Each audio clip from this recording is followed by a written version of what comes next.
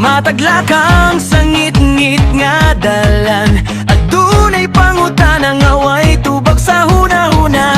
Asa bakit padulong kinsay maghulma sa atong kaugmaon.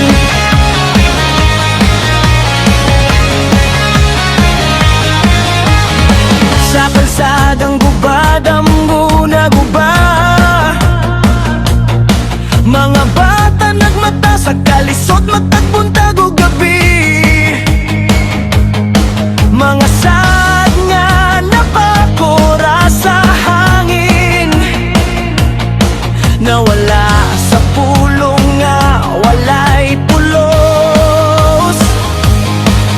Adunay mga tingog nga gibahilom, adunay mga mata nga kapoy nang mihilak. Sa likod sa pahiyom sa atong nasod, adunay kasakit nga gitabunan hangtod. Kanusap ta maghulat sa kapalaran nga murag layo kaayo.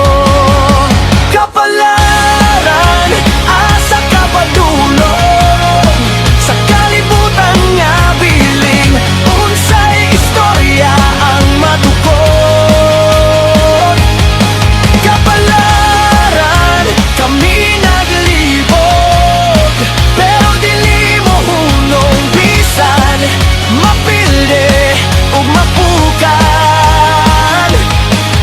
Kung kami ang paglaom sa ugma, dili mi maghilom lang. Kapalaran, dili lang tadhana, kami usabang maghimo sa galan.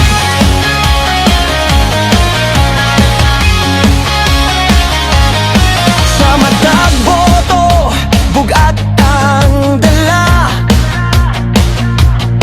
ngano man nga balik-balik ang sayo. Mga lider nga bungol sa kamatuoran, samtang ang katawhan naglisod gihapon. Kaugmaon sa kabatan-unan gitaya, sa sistemang hinay-hinay nang naguba. Apan sa kasing-kasing sa Pilipino, adunay kalayo nga dili mapalong. Dili igo ang maglaom lang, kung kita mismo dili mo lihok. Kapalaran, asa ka padulong sa kalibutan nga piling, unsay istorya ang matukod.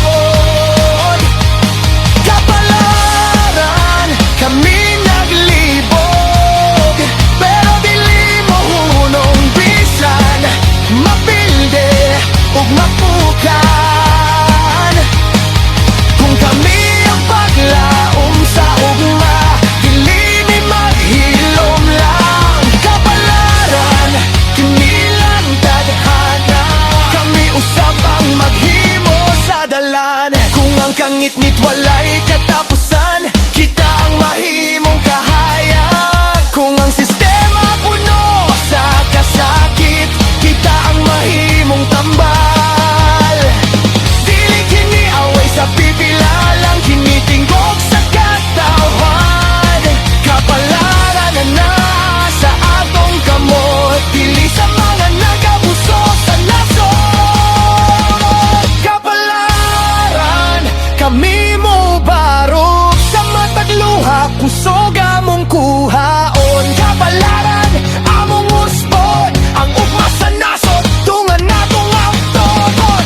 Para sa batang nga nagdamgo pa, para sa pamilya nga naning kamot pa. Kapalaran, dili lang tadhana, kini pakikisog sa kasing-kasing ug buhat. Sa matag Pilipinong wala mo surrender, ana ang tinuod nga kapalaran, dili sa taas kundi